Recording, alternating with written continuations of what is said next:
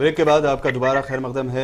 आइए देखते हैं बीवीएन चैनल पर हम आपको काउंटिंग के पूरे अभी तक के रिजल्ट और रुझानात के बारे में बता रहे हैं। ताज़ा सूरत हाल बिल्कुल बदल चुकी है। टीआरएस पूरी तरह से आगे बढ़ रही है, 70 से ज़्यादा सीटों पर लीड कर रही है। एमआईएम ने अभी तक 25 से ज़्यादा सीटों पर कब्जा भी जमा लिया है। बीजेपी कहीं दूर ही नज़र आ रही है, जो एक बार फिर बीजेपी के लिए नुकसान की नहीं लेकिन पिछले मर्तबा से ज़्यादा वो सीटों पर कब्जा जमाने में कामयाब हो सकती है। टीआरएस की सीटों पर उसने सेंध लगाई है, नकब मारी है।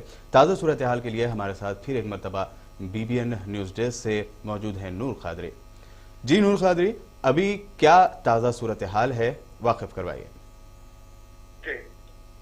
अभी जो है टीआरएस के जी 71 उम्मीदवार जी है लीड कर रहे हैं, जिनमें से अक्सर के नतायज जो है आउट हो चुके हैं। तो अक्सरियत जो है उनकी जीत चुकी है। वहीं उसी तरह से एमआईएम के 37 उम्मीदवार है जी। वो 37 उम्मीदवार में से तकरीबन 27 उम्मीदवार ऐसे हैं जो कामयाब हो चुके हैं जी। और जो भी उम्मीदवार है आपके पास एक उम्मीदवार कामयाब हुआ है, जबकि तकरीबन 4 के ऊपर जो है लीड कर रहा है जी। इस तरह से मजमूई तौर पे अगर हम देखा जाए जी तो मजलिस इत्तेहादुल मुस्लिमीन की जानिब से जो उम्मीदवार जीत चुके हैं जी, और जो उम्मीदवार करीब जीतने के करीब है, जिनका जो है जिनकी सरकारी तौर पर अभी फिल वक्त डिक्लेरेशन नहीं हुआ, तो ऐसी सूरत में अगर देखा जाए तो तकरीबन 27 उम्मीदवार जीत चुके हैं जी। आपके पास तफसील है कौन कौन से उम्मीदवार और कौन सी सीट से जीते हैं मजलिस इत्तेहादुल मुस्लिमीन के? जी रमनसपुरा से जो है मोहम्मद कादर जीत चुके हैं जी। रेड हिल से सादिया मजहर जीत चुकी हैं जी।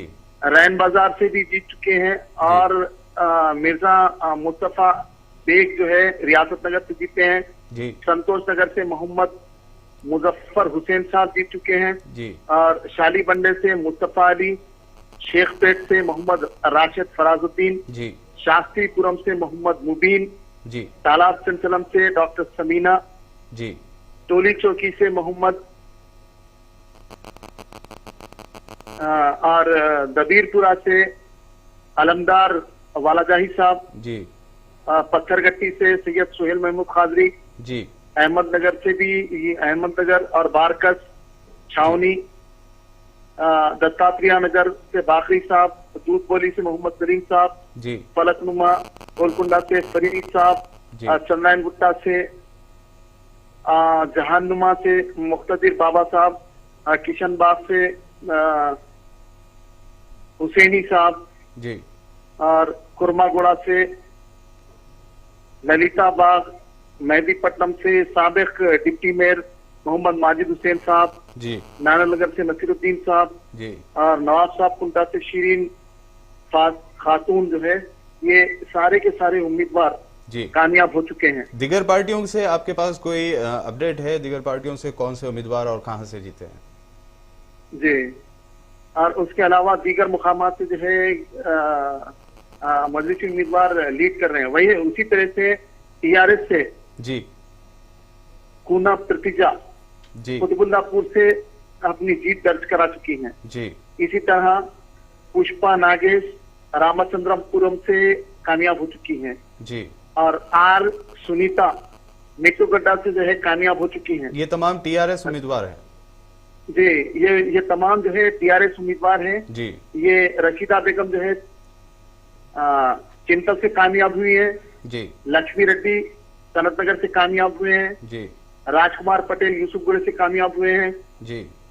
एस आदर्श रेड्डी जो है भारतनगर से कामयाब हुए हैं जी। अनिल किशोर साहब जो है वेंकटपुर से कामयाब हुए हैं जी। हैदरनगर से एन श्रीनिवास और बोराबंडा से बाबा फकीरुद्दीन और माँ बाप की जितने भी कैंडिडेट है तकरीबन जो है लीड उनकी जारी है और उम्मीद ये की जा रही है कि वो कैंडिडेट जो है कामयाब हो जाएंगे जी। अभी तक जो सूरत हाल नजर आ रही है, क्या लगता है आपको काउंटिंग कब तक खत्म हो पाएगी? ये काउंटिंग अगर मशीनों के ऊपर, ईवीएम मशीनों पे अगर होती तो वो जहां तक मेरा ख्याल है 5 बजे के अंदर खत्म हो जाया करती थी। लेकिन फिलफोर जो है बैलेट पेपर्स के ऊपर जो है वोटिंग हुई है, जिसकी वजह से ऐसा महसूस हो रहा है कि इसमें थोड़ा टाइम लगेगा। जी जी, जैसा कि टीआरएस के 71 तक जो है उम्मीदवार लीड कर रहे हैं, आपको नहीं लगता कि कहीं ना कहीं टीआरएस की जो कई सीटों पर जो टीआरएस के उम्मीदवार पिछड़ते जा रहे हैं या नाकाम साबित हो रहे हैं, वहां कहीं ना कहीं बीजेपी को फायदा मिल रहा है? जी बिल्कुल सही है।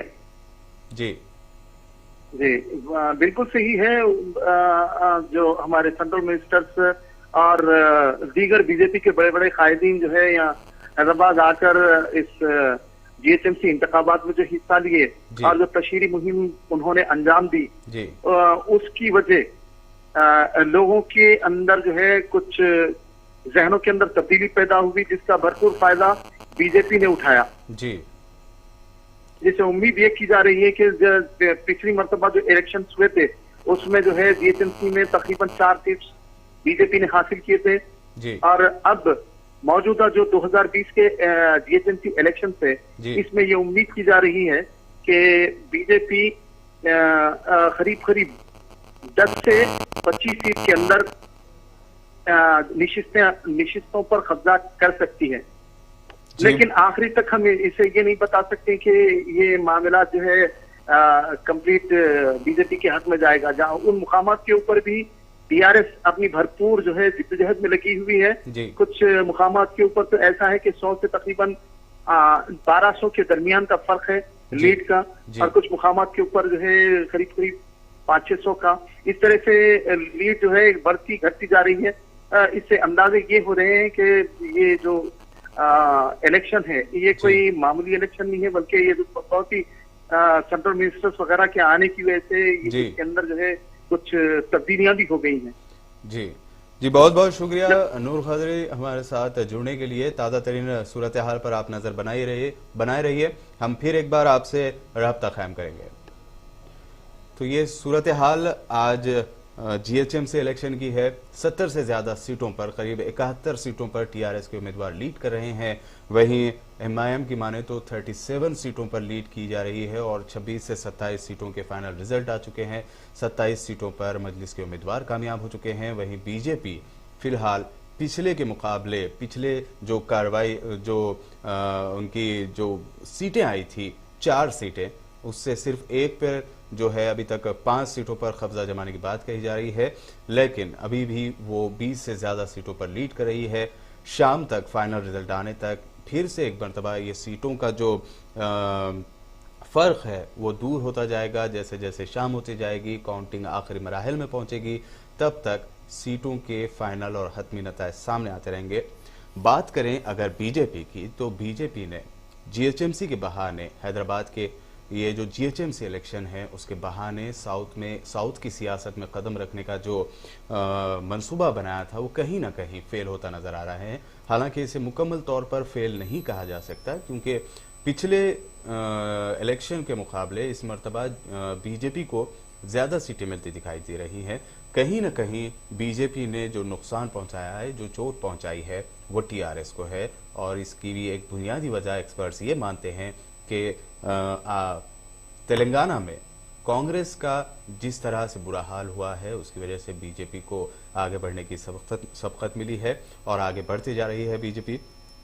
बीजेपी की पकड़ नॉर्थ के मुकाबले साउथ इंडिया में ना के बराबर है और साउथ के पॉलिटिक्स में बीजेपी ने अभी तक पांव नहीं जमा पाए हैं। कर्नाटक को छोड़ दे तो कहीं भी बीजेपी की सरकार नहीं है। तमिलनाडु में एनडीए की सरकार है जिसमें एआईडीएमके के साथ बीजेपी अलायंस में है। तेलंगाना और आंध्र प्रदेश असेंबली इलेक्शन में बुरी तरह हार के बाद अब बीजेपी को जीएचएमसी इलेक्शन से काफी उम्मीदें थीं, लेकिन कहीं ना कहीं उनके मेयर हमारा होने का दावा नाकाम साबित हो रहा है। बीजेपी जीएचएमसी इलेक्शन जीतकर साउथ की सियासत में अपनी पकड़ बनाना चाहती थी, लेकिन जीएचएमसी इलेक्शन में उसकी कारकर्दगी तो बहरहाल फाइनल रिजल्ट आने तक मालूम हो जाएगी, लेकिन कहीं ना कहीं उसके ये दावे जो है कमज़ोर साबित हो रहे हैं। इसके कई वजूहात हो सकते हैं। आने वाले वक्त में ये ज़रूर पता चलेगा, लेकिन हमारे साथ जो एक्सपर्ट्स जुड़ेंगे, जो सीनियर जर्नलिस्ट जुड़ेंगे, जिनसे हम सूरत हाल के बारे में आगाही हासिल कर रहे हैं, उनसे हम ये ज़रूर जानेंगे कि जीएचएमसी के इलेक्शन में बीजेपी ने दिल्ली से जो पूरी अपनी आला क़यादत को उतारा था मैदान में, लेकिन उनकी खातिर ख्वाह इस बारे में जो है कामयाबी नज़र नहीं आ रही है। ताज़ा तरीन अपडेट हम देते रहेंगे। फ़िलहाल वक्त हुआ है एक शॉर्ट ब्रेक का। एक ब्रेक लेते हैं और ब्रेक के बाद फिर से आपसे जुड़कर आपको ताज़ा तरीन सूरत हाल से वाकिफ़ करवाते हैं।